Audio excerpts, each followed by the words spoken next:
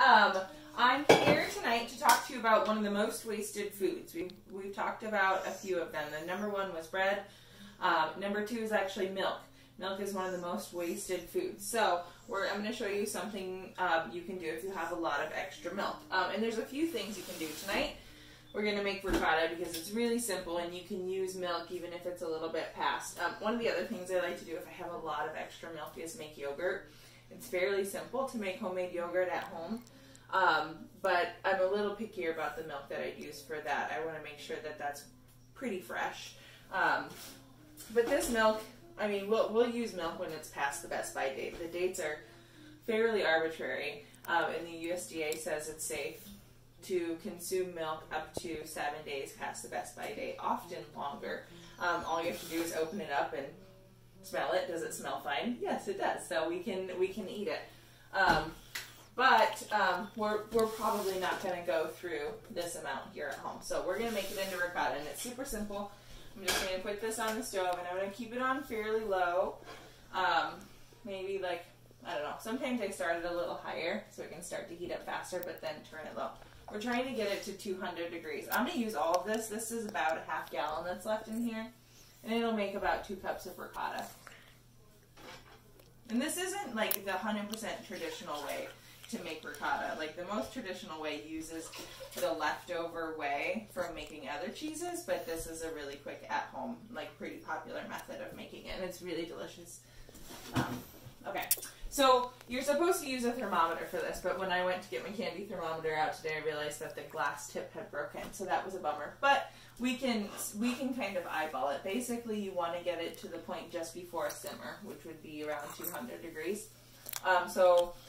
This whole process will take about 30 minutes, but the active time is like 3 minutes maybe. I'll have to keep a little closer eye on it since I don't have a thermometer.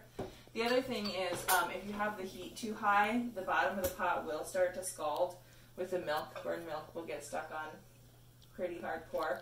I don't want it to burn because we don't want our ricotta to have like a burny flavor, but honestly, I don't try too hard, and if it scalds a little bit, I would personally prefer to scrub the pot for a minute than to stand and stir the pot for 20 minutes. So we're going to just leave that. I'm going to check it a little bit here and there to watch it. Once it gets to a simmer, we're going to add our other ingredients and then strain it. Okay, so our milk's been cooking, and if you look in the pot here, you can see like it's just like just starting to boil. And since we don't have a candy thermometer and we're just eyeballing it, I'd say this is the time that we're going to go ahead and take it off. I should also say, I don't know if I mentioned earlier, this is whole milk, which is going to make the best ricotta. That's what we always have on hand. That's what we buy because it's the most versatile for cooking or putting in your coffee or whatever. You could use 2%. It wouldn't really work very well with skim or 1%. There just wouldn't be enough fat to curdle in there. You'd end up with almost all whey, and it would be kind of a waste. But we're going to pull this off the heat because it's ready. And Lucian's going to add the vinegar. So there's only 3 ingredients in here: milk, vinegar, and salt. You can also use lemon juice or citric acid. You just need an acid that's going to curdle the milk. Okay, Lou. Measure out that much vinegar and stir it in. And I'm not going to measure the salt, but it's about a teaspoon. Just going to dump that in.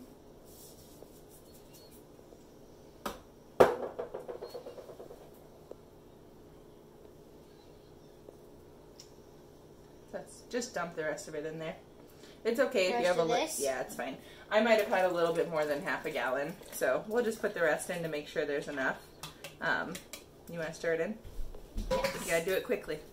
Not like, don't stir fast, stir gently to get it all mixed in. That's fast. Okay, see how it's already starting to curdle? That's the curds from the cheese are starting to separate. So now we're gonna pull this out. Okay. And so you have your curds and your whey, which is the yellow liquid, which we'll save that too. But this we're just going to let sit for 10 minutes. We're not going to touch it, just let it sit there undisturbed for 10 minutes, and then we'll strain it. And that's about it. Yeah. Okay, So this has been sitting for 10 minutes, and if you look in the pot here, you can clearly see that it's separated. You've got and I can put my spoon in here, and you see there's like kind of some clumps here. So we have our whey, which is the yellow liquid, and then the curds. So let's see. I'm gonna move this over here. My strainer's kind of small, so hopefully this will all fit. But I'm going to just get the big chunks out first with this ladle here, only because I don't want it to splash up at me. Oh no. Oh shoot, it's that's okay. There we go. Oh, so what I have here is I have a bowl, because we're going to collect the whey, and that's something we can actually save. I've got a strainer, and then I've got the cheesecloth over it too, so that the curds don't slip through the little holes in the strainer. So cheesecloth like this. My grandma buys me all kinds of cheesecloth at yard sales because she found out I use it, and she just keeps collecting it. So I feel like this lifetime stock, which I think is pretty funny. But all right. If I feel like I'm really starting to run out of room here, I can set up another strainer. But this strainer I like best because it has the like really fine holes, and so it works well for this. Okay. So once we get all of this in here, we're going to let it sit for anywhere from like 10 minutes to up to an hour or more, just depending on how thick you want the ricotta when you're done. It depends on what you're going to use it for. Like if you were going to do it for a lasagna or something, you might want it a little more loose. Look at that. And all this nice whey down here, I'm going to have to transfer that to something else. But you can use the whey to add to baked goods. It's good in baked goods. I'm just going to set this over here for a moment. You can also add it to smoothies. You know, add like, when we're making smoothies, you have to have a considerable amount of liquid to get everything to blend together. So you can put this in place of water. It adds a little nutritional boost. There's a little bit of like a sour smell, but with some of the other stuff it won't overpower the smoothie. Alright, I'm going to put this back in here so we can get the rest of it. This is going to be really full. So for the ricotta, when it's done, there's lots of different things you can use it for. Lasagna is kind of probably the most obvious thing. I doubt we'll make lasagna this week. It's probably going to, or this weekend, it's going to be hot out. I don't imagine myself wanting to bake a lasagna. But it's really good like with citrus. So if you had like crostini or something, spread a little bit of that with some citrus.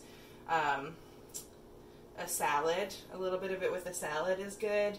The other thing you can do with this once it's done, depending on how much you strain it, you can let it strain for a good 45 minutes or so you have a nice thick cheese, and then wrap it in the cheesecloth and put it in the fridge, like pressed between two plates, and then you have what's called a farmer's cheese. And it's pretty much the same thing as paneer. So if you were going to make an Indian dish, saag paneer, you could use this to make as your homemade paneer in there.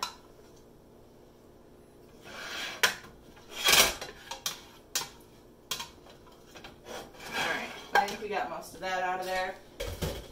Oh, I'm going to use this again for a second so I can strain off the rest of the whey into another jar.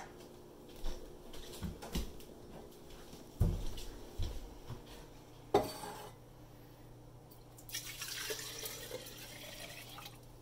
we go.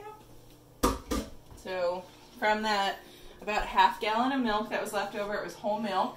I knew that we probably weren't going to be able to use it up unless we made something with it. So we made some ricotta. I'm going to let this sit here and strain for, I want it to be a little bit thicker because I think I want to try to do the paneer. I'll let it sit for about half hour, 45 minutes, and then we'll take a look. It's all good. Oh, good. Alrighty, so I'm looking in the fridge here to grab the cheese that I pressed last night so it could be like a farmer's cheese or a paneer.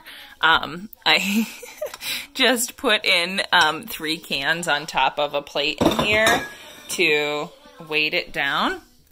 Here's what it looks like. After it finished straining, I I tasted it a little bit and I felt like it didn't have enough salt. So I crumbled it up and added a little salt, mixed that in. And then I repacked it in some cheesecloth and put it on a plate in the refrigerator overnight to press it. And we are left with this nice homemade cheese. So we could slice this up and brown it and do like a sag paneer, something I had said. If you break, I don't want to mess with it too much, but you can see you can still get pieces off and crumble it. So it's sort of like a queso fresco too, like for street tacos. We'll probably use some of it that way. And it tastes quite good. It's really creamy because we used the whole milk. So we can use this on a number of things. If I hadn't pressed it and it had been loose, it would have been just like a loose ricotta that we could use in lasagna or on toast. Or actually you can mix a little bit of ricotta in with scrambled eggs, and that's really good. We can still do some of that with this. But I think I'm going to try it. Oh my gosh, you hear my kids screaming in the background? It's their last day of school. So they're the last day of school.